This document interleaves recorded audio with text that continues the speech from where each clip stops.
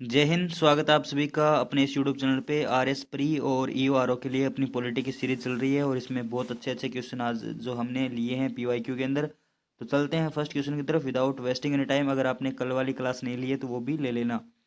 भारत के संविधान की प्रस्तावना के अनुसार निम्नलिखित में से कौन सा शब्द शामिल नहीं है। तो यहाँ पे मैं चाह रहा हूँ आपको पूरी पूरी जो प्रस्तावना है वो याद करवा दूँ साथ ही साथ में। तो जो पहला क्वेश्चन है 41 नंबर क्वेश्चन है, इसके अंदर जो समानता वाला शब्द है ये उसके अंदर उल्लेखित नहीं है, तो इसका राइट आंसर क्या हो जाएगा? समानता हो जाएगा। बंधुता वाला शब्द है ये उल्लेखित है। स्वतंत्रता भी है। भारतीय संविधान के अंदर जो 5 प्रकार की स्वतंत्रता दी गई है, विश्वास धर्म उपासना की स्वतंत्रता है। 3 प्रकार के हमें न्याय दिए गए हैं, सामाजिक आर्थिक और राजनीतिक न्याय, जिनका क्रम भी आपको याद रखना है। न्याय है ये रसिया से लिए गए हैं। बंधुता वाला जो शब्द है ये हमने फ्रांस से लिया है।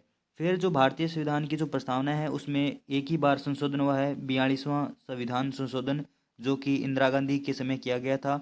और इसके तहत जो 3 शब्द जोड़े गए थे, अखंडता धर्मनिरपेक्ष, ये शब्द जो है ये प्रस्तावना के अंदर जोड़े गए थे।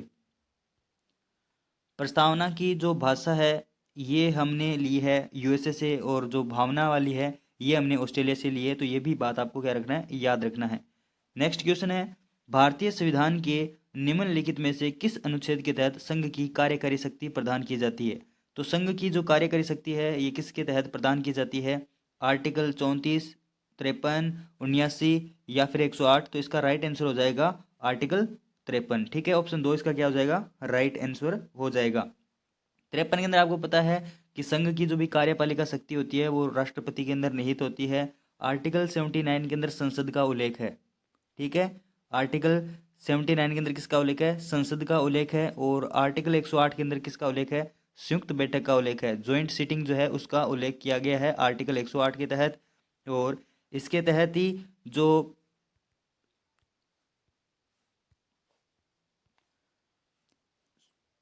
संयुक्त बैठक का उल्लेख है वो आर्टिकल 108 के अंदर किया गया है। तो ये आपको क्या रखना है, याद रखना है। चलते हैं नेक्स्ट क्वेश्चन की तरफ। मंत्रिपरिषद निम्नलिखित में से किस विकल्प के प्रति सामूहिक रूप से उत्तरदायी होगी? तो मंत्रिपरिषद है ये किस के प्रति उत्तरदायी होती है? तो भारतीय संविधान का आर्टिकल 75 है उसके अंदर ये लिखा हो गया है। आर्टिकल 75(1) के तहत जो है ये राष्ट्रपति प्रधानमंत्री को नियुक्त करते हैं और उनकी सलाह पर जो है ये मंत्रियों को नियुक्त करते हैं। ठीक है, जो 75(2) का सब क्लोज 2 है ये बोलता है कि सभी मंत्री है वो राष्ट्रपति के प्रसाद पर्यंत अपना पद क्या करेंगे, धारण करेंगे। सभी मंत्री राष्ट्रपति के प्रसाद पर्यंत अपना पद क्या करेंगे, धारण करेंगे। ये आर्टिकल 75(2) बोलता है। फिर आता है आर्टिकल 75(3), जो सब क्लोज 3 है इसके अंदर लिखा गया है कि जो लोकसभा मंत्री परिषद है वो सामूहिक रूप से लोकसभा के प्रति उत्तरदायी होती है। मंत्रिपरिषद सामूहिक रूप से लोकसभा के प्रति उत्तरदायी होती है। तो इसमें से राइट आंसर क्या हो जाएगा? लोकसभा हो जाएगा। ऑप्शन 4 इसका क्या हो जाएगा? राइट आंसर हो जाएगा। मंत्रिपरिषद निम्नलिखित में से किस विकल्प के प्रति सामूहिक रूप से उत्तरदायी होगी? तो लोकसभा के प्रति ये उत्तरदायी हो जाएगी। ठीक है, राष्ट्रपति व्यक्तिगत तौर पर अगर मंत्री पूछा जाए किसके प्रति उत्तरदायी होते हैं, तो व्यक्तिगत तौर पर जो मंत्री हैं ये राष्ट्रपति के प्रति उत्तरदायी होते हैं। ये आपको याद रखना है। नेक्स्ट क्वेश्चन है, भारत के संविधान के अनुसार सर्वोच्च न्यायालय के न्यायाधीशों का वेतन निम्नलिखित में से किसके द्वारा निर्धारित किया जाता है? तो ये क्वेश्चन तो जो है एलिमिनेशन मेथड से काम हो जाता है सही, कि भारत के जो संविधान के अनुसार है ये सर्वोच्च न्यायालय के न्यायाधीशों का वेतन, सर्वोच्च न्यायालय जो देश का सर्वोच्च न्यायालय है, ठीक है, तो उसमें दिल्ली के मुख्यमंत्री का कोई काम नहीं है। ऑप्शन ए से सीधा कट जाता है। सर्वोच्च न्यायालय है और राज्यपाल का वहाँ पर कोई काम नहीं आता। ठीक है, निर्वाचन आयोग का भी कोई काम नहीं है। तो इसका एक ही आंसर बचता है, वो बचता है संसद, पार्लियामेंट। आर्टिकल 79 के अंदर इसका प्रावधान किया गया है। ये आपको याद रखना है। भारत निर्वाचन जो भी आयोग है ये निर्वाचन आयोग है, ये संविधान के भाग नंबर 15 में उल्लेखित है। ये भी याद रखना है कि संविधान के भाग नंबर 15 के अंदर निर्वाचन जो आयोग है ये उल्लेखित है। और आर्टिकल 324 से लेकर 329 तक है ये निर्वाचन आयोग के, जो निर्वाचन आयोग से संबंधित है। आर्टिकल 324(1) में बोला गया है कि भारत का एक निर्वाचन आयोग होगा जिसे निर्वाचन आयोग बोला जाएगा, और उसमें उतनी संख्या के अंदर मुख्य निर्वाचन आयुक्त के लिए उतनी संख्या में अन्य निर्वाचन आयुक्त होंगे जो राष्ट्रपति क्या करेंगे, निर्धारित करेंगे। ठीक है, चुनाव आयोग से संबंधित जो है वीएम तारकुंडे समिति गठित की गई थी 1975 के तहत, 1975 में, और इसी के तहत है जो 1989 के अंदर पहली बार जो है ये भारतीय निर्वाचन आयोग को, केंद्रीय निर्वाचन आयोग को जो है बहुसदस्यीय आयोग बनाया गया था। लेकिन बाद में जो है सुप्रीम कोर्ट के आगे एक आदेश के बाद वापस इसको एकल सदस्यीय जो आयोग बना दिया गया, और 1993 के अंदर बाद में इसको वापस जो है ये बहुसदस्यीय जो आयोग है या बहुसदस्यीय संस्था बना दी गई थी। मूल संविधान के अंदर ये केवल और केवल क्या थी, एक सदस्यीय ही संस्था थी। ये भी आपको याद रखना है। निर्वाचन आयुक्त होते हैं, उनकी योग्यता का उल्लेख भी संविधान के अंदर जो है नहीं किया गया है, ये भी आपको याद रखना है। और निर्वाचन आयोग का जो कार्य है वो लोकसभा का चुनाव निर्वाचन आयोग करवाता है, राज्यसभा का निर्वाचन करवाता है, राष्ट्रपति का निर्वाचन करवाता है, वाइस प्रेसिडेंट का निर्वाचन निर्वाचन जो है ये करवाता है। साथ ही साथ विधानसभा का निर्वाचन भी भारत निर्वाचन आयोग करवाता है, और जो है विधान परिषद का निर्वाचन भी कौन करवाता है, भारत निर्वाचन आयोग करवाता है। तो मैं यहाँ पर ये बताना चाह रहा हूँ कि जो नगरीय निकायों के चुनाव है, नगरीय निकायों के जो भी चुनाव है, उनके निर्वाचन में जो भारत का निर्वाचन आयोग है उसकी कोई भूमिका जो है नहीं होती है। ये आपको क्या रखना है, ध्यान रखनी है। आर्टिकल 103 और आर्टिकल 192 को भी आपको ध्यान रखना है। आर्टिकल 103 के तहत जो है राष्ट्रपति निर्वाचन आयोग से जो संसद के सदस्य हैं उनकी नियोक्ता के बारे में राय लेता है, परामर्श लेता है, और बाद में राष्ट्रपति को जो है निर्वाचन आयोग की परामर्श के अनुसार ही कार्य करना होता है। ये आर्टिकल 103 है जो संसद के सदस्यों के बारे में दिया गया है। आर्टिकल 102 के अंदर संसद के सदस्यों की नियोक्ता दी गई है कि यदि वो भारत के नागरिक नहीं रहते हैं या फिर किसी अन्य देश की नागरिकता ग्रहण कर लेते हैं, किसी अन्य देश के प्रति अपनी श्रद्धा निष्ठा व्यक्त कर देते हैं, तो वो क्या हो जाते हैं, निर्योग्य हो जाते हैं। लेकिन आप यहाँ पर एक पॉइंट डाल के याद रखना कि दल बदल जो भी कानून है, दल बदल कानून के आधार पर जो सारे निर्णय लिए जाएंगे वो संबंधित सदन के अध्यक्ष लेंगे। अगर राज्यसभा का मेंबर है तो राज्यसभा के सभापति, और अगर लोकसभा का मेंबर है तो लोकसभा के अध्यक्ष, और अगर विधानसभा के मेंबर है तो विधानसभा के अध्यक्ष जो है वो निर्णय करेंगे। आर्टिकल 192 ये बोलता है कि राज्य विधानमंडल के जो भी सदस्य है उनकी नियोक्ता से संबंधित राज्यपाल निर्वाचन आयोग से परामर्श करेंगे, भारत के निर्वाचन आयोग से परामर्श करेंगे।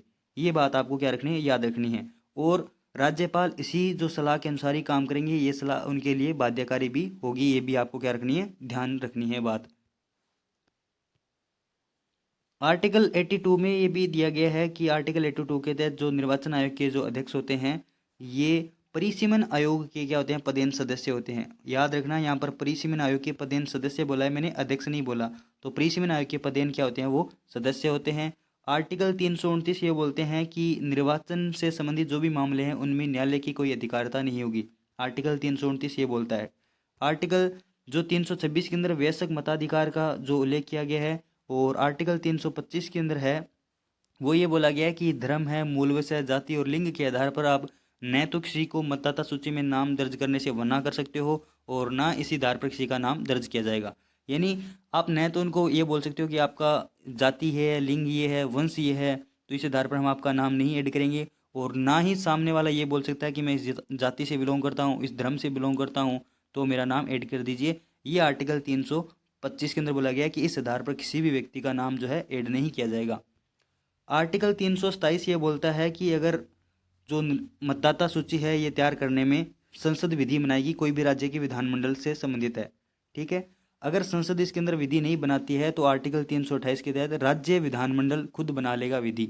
ये भी आपको याद रखना है। 328 के अंदर राज्य विधानमंडल विधि बनाएगा, और 327 के तहत संसद जो है ये विधि बनाएगी। आज तक जो है ये परिसीमन आयोग 4 बार गठित किए गए हैं, ये भी आपको पता होना चाहिए। 1952 के अंदर किया गया था, फिर 1963 के अंदर किया गया था, 1973 के अंदर किया गया था, और 2002 के अंदर जो लास्ट परिसीमन आयोग, चौथा परिसीमन आयोग गठित किया गया था जिसके अध्यक्ष तो कुलदीप सिंह थे। ये भी आपको याद रखना है। आई होप ये आपको क्लियर हो गया होगा। चलते हैं नेक्स्ट क्वेश्चन की तरफ। निम्नलिखित में से कौन राष्ट्रपति को सहायता और सलाह देने के लिए मंत्रिपरिषद का प्रमुख बनता है? तो राष्ट्रपति को सहायता और सलाह देने के लिए मंत्रिपरिषद का प्रमुख, ये क्वेश्चन तो थोड़े इजी लेवल के थे। आपको पता है राज्यपाल मंत्रिपरिषद का प्रमुख नहीं होता है, जो मुख्य चुनाव आयुक्त है ये भी नहीं होते हैं, भारत के मुख्य न्यायाधीश का तो कोई दूर दूर तक संबंध नहीं होता मंत्रिपरिषद से, क्योंकि हमारा जो नीति निर्देशक तत्व है डीपीएसपी है जो हमने आयरलैंड से लिए थे, और जो 1935 का भारत शासन अधिनियम है उसमें इनको निर्देशों के उपकरण कहा गया था, ठीक है। जो प्रशासकों के लिए आचार संहिता भी इनको बोला जाता है, ये क्या है, प्रशासकों के लिए आचार संहिता भी इनको बोला जाता है। तो ये भी आपको क्या रखना है, याद रखना है। ठीक है। नीति निर्देशक तत्वों का जो आर्टिकल 50 है वो ये बोलता है कि कार्यपालिका का न्यायपालिका से पृथक्करण। तो इस हिसाब से आप ये देख सकते हो कि मंत्रिपरिषद का प्रमुख है, ये मुख्य न्यायाधीश नहीं बन सकता। ठीक है। मुख्य चुनाव आयुक्त की अभी हम बात करके आए हैं। राज्यपाल है, इसका प्रावधान भारतीय संविधान के आर्टिकल 153 में किया गया है कि प्रत्येक राज्य के लिए एक राज्यपाल होगा। और 7वां संविधान संशोधन 1956 के तहत ये किया गया था कि एक ही व्यक्ति को 2 या 2 से अधिक राज्यों का राज्यपाल बनाया जा सकता है। इसका राइट आंसर हो जाएगा प्रधानमंत्री। ऑप्शन 2 इसका क्या होगा, राइट आंसर हो जाएगा। आर्टिकल 74 के अंदर दिया गया है कि राष्ट्रपति की सहायता और जो सलाह के लिए क्या होगी, एक मंत्रिपरिषद होगी जिसका प्रमुख कौन होगा, प्रधानमंत्री होगा। तो यह आर्टिकल 74 के तहत ये हो जाता है। नेक्स्ट क्वेश्चन है, मानवाधिकार संरक्षण अधिनियम के अनुसार निम्नलिखित में से कौन एनएचआरसी का अध्यक्ष हो सकता है। तो मानवाधिकार संरक्षण अधिनियम जो है 1993, आपको ये याद रखना है कि एनएचआरसी जो अधिनियम आया था ये कब आया था, 1993 के अंदर आया था और जून 1993 के अंदर ये लागू हो गया था। जून 1993 के अंदर ये लागू हो गया था। 12 अक्टूबर 1993 को जो हमारा राष्ट्रीय मानवाधिकार आयोग की स्थापना की गई थी। ये भी आपको ध्यान रखना है। इस अधिनियम के अंदर टोटल 7 अध्याय दिए गए हैं, ये भी आपको याद रखना है। 7 अध्याय में से जो दूसरा अध्याय है इसका संबंध किससे है, तो इसका संबंध एनएचआरसी से है। ठीक है, किससे संबंधित है, एनएचआरसी से ये रिलेटेड है। और इसी के तहत जो है एनएचआरसी गठित किया गया है। इसके जो धारा 2(1) में है, धारा 2(1) एक जो है उसमें मानवाधिकारों की परिभाषा दी गई है।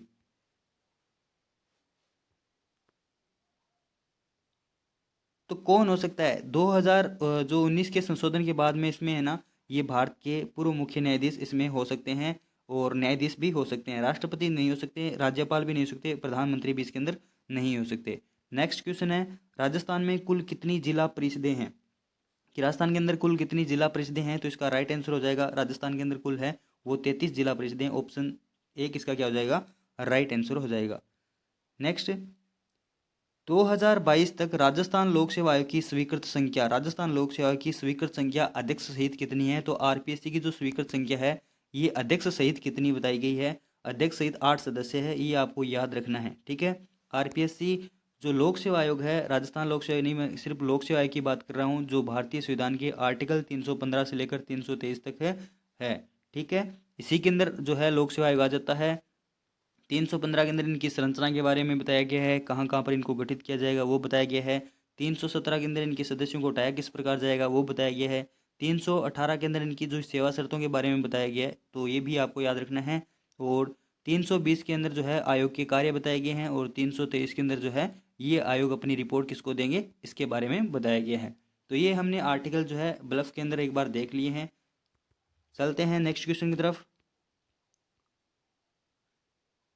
केंद्रीय सतर्कता आयोग विधेयक को किस वर्ष संसद के दोनों सदनों द्वारा पारित किया गया था और राष्ट्रपति की स्वीकृति प्राप्त हुई थी। सीवीसी जो है इसको अधिनियम को किस वर्ष पारित किया गया था और राष्ट्रपति की स्वीकृति इसको कब पारित हुई थी। तो सीवीसी जो है ये 2003 के अंदर जो है पारित किया गया था। ऑप्शन 3 इसका क्या हो जाएगा, राइट आंसर हो जाएगा। नेक्स्ट क्वेश्चन है, भारत के संविधान के अनुच्छेद 243 के तहत राज्य चुनाव आयोग का गठन किस वर्ष किया गया था। यहाँ पर हम जो राजस्थान का राज्य निर्वाचन आयोग है इसको कंप्लीट पढ़ने वाले हैं। आप देखते रहना कि जो राजस्थान राज्य निर्वाचन जो आयोग है इसका गठन है 1994 के अंदर किया गया था। कई बार आरएस के अंदर तो ये पूछा गया है कि कब गठन किया गया था, तो जुलाई 1994 के अंदर राजस्थान राज्य निर्वाचन आयोग का गठन किया गया था। मैं आपको बता देता हूँ, 73वां संविधान संशोधन और 74वां संविधान संशोधन किया गया था जो पीवी नरसिम्हा राव की सरकार में। 73वां संविधान संशोधन के द्वारा भारतीय संविधान के अंदर जो है 11वीं अनुसूची जोड़ी गई थी और 74वां संविधान संशोधन के तहत 12वीं अनुसूची जोड़ी गई थी। 73वें संविधान संशोधन के तहत 11वीं अनुसूची के अंदर टोटल 29 विषय रखे गए थे और 74वें संविधान संशोधन के तहत 12वीं अनुसूची के अंदर टोटल 18 विषय रखे गए थे। ये बात आपको याद रखनी है। 73वां जो संविधान संशोधन है ये पंचायतों से संबंधित है और 74वां जो कॉन्स्टिट्यूशन अमेंडमेंट है ये नगर पालिकाओं से संबंधित है। ये भी आपको क्या रखना है, याद रखना है। फिर ये आता है कि 73वां जो कॉन्स्टिट्यूशन अमेंडमेंट है इसके तहत भारतीय संविधान के अंदर भाग 9 जोड़ा गया था और 74वां जो कॉन्स्टिट्यूशन अमेंडमेंट है इसके तहत भाग 9A जोड़ा गया था। ये हो गया। 73वां संविधान संशोधन के तहत भारतीय संविधान के अंदर आर्टिकल 243 से लेकर 243 जो पी.ओ. तक जोड़े गए थे, ठीक है, 243 ओ तक जोड़े गए थे। और 74वां संविधान संशोधन के तहत जो है आर्टिकल जोड़े गए थे 243 पी से लेकर 243 जेड जी तक। ये यहाँ तक हमारा कंप्लीट होता है।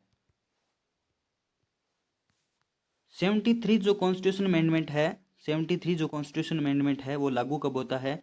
ये लागू होता है 24 अप्रैल 1993 को, ठीक है, 24 अप्रैल 1993 को भारत के अंदर लागू होता है, 24 अप्रैल को, ठीक है, ये याद रखना है। और ये लागू होता है 1 जून 1993 को। 74वां संविधान संशोधन कब लागू होता है? 1 जून 1993 को लागू होता है।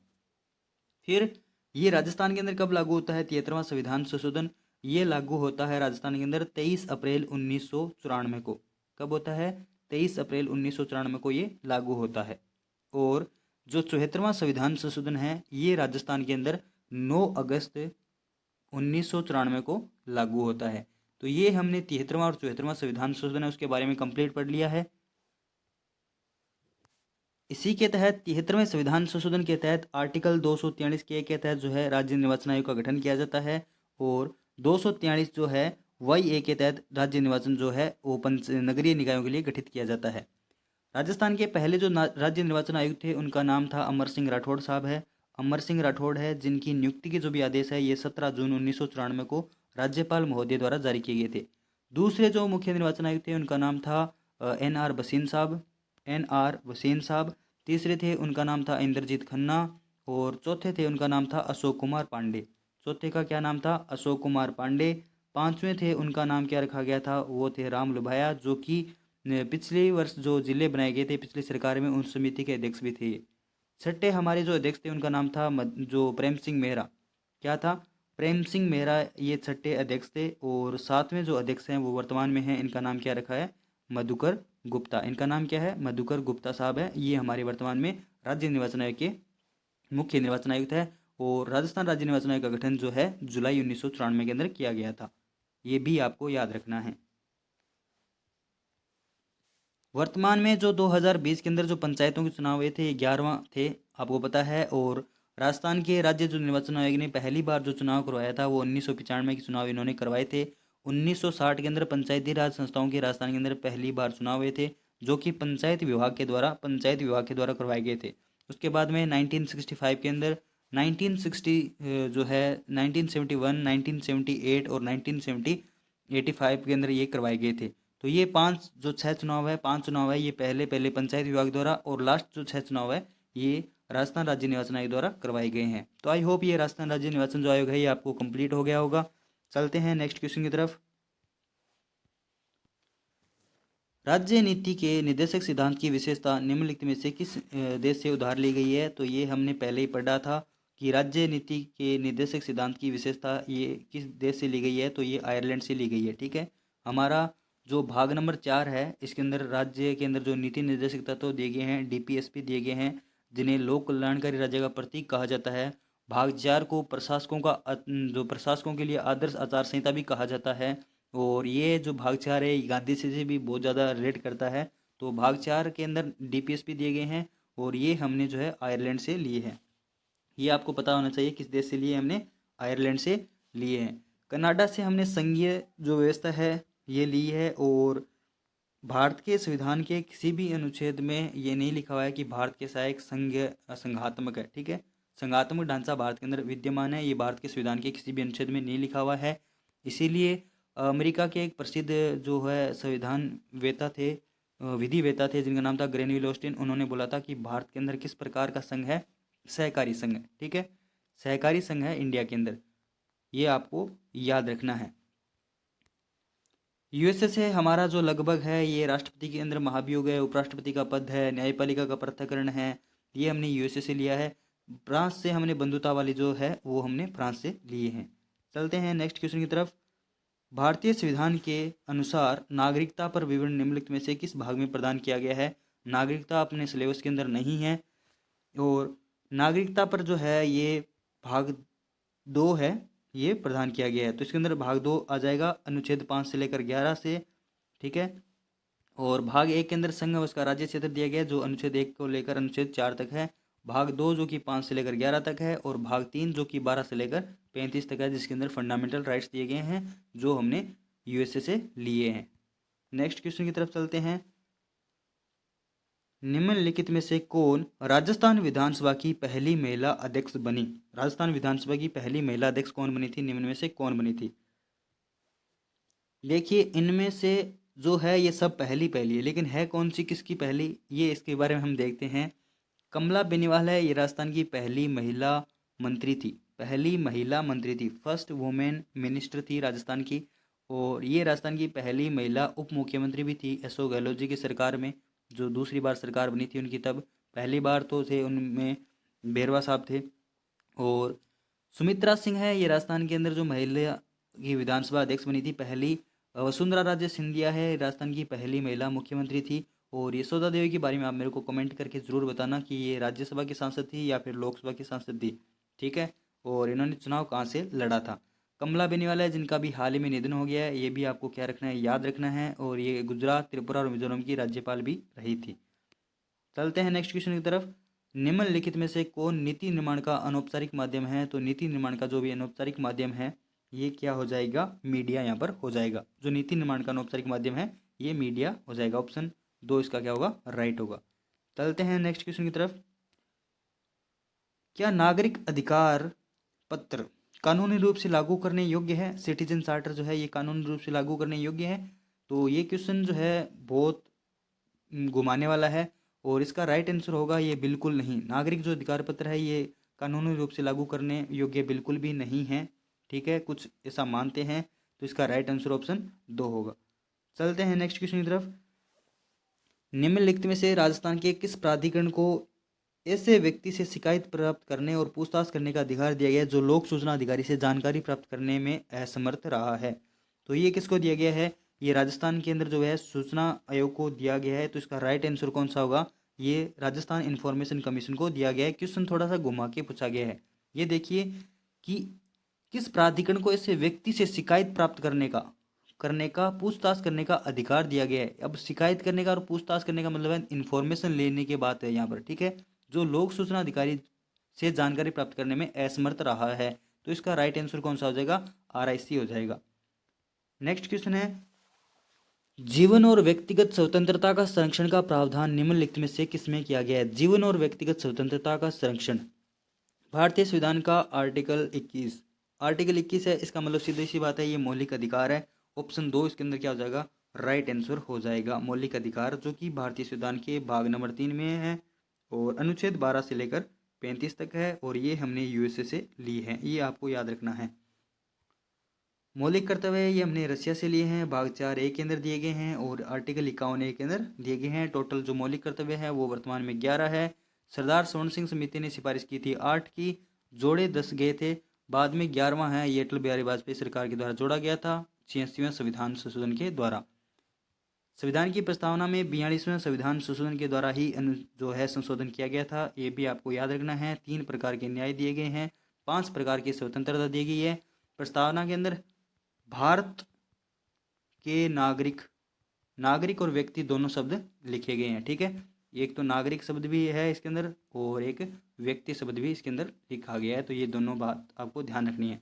हम भारत के लोग भारत को एक संपूर्ण प्रभुत्व संपन्न समाजवादी पंथ निरपेक्ष लोकतांत्रिक गणराज्य बनाने के लिए तथा इसके समस्त नागरिकों को सामाजिक आर्थिक राजनीतिक विश्वास धर्म विचार और व्यक्ति इनकी स्वतंत्रता वाला वो बताया गया। ऐसे प्रस्तावना आपको याद होनी चाहिए।